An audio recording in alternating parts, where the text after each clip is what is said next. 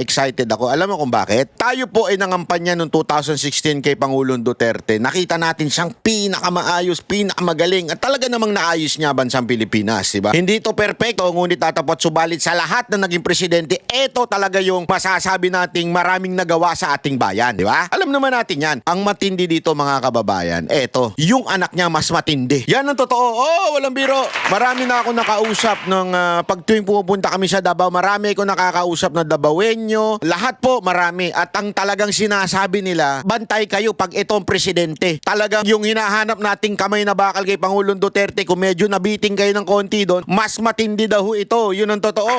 Kaya yung mga tulongges dyan, siguradong sasabit na ho yan at wala namang nangyayari dyan. Kung hindi ho talaga sila ay mawawala na ho sa mundo na ito. Maniwala ho kayo sa akin. At marami na rin nagsasabi, alam nyo ba, sa panahon ni VP Sara Duterte, dyan nabayaran ng lahat ng utang ng Davao City.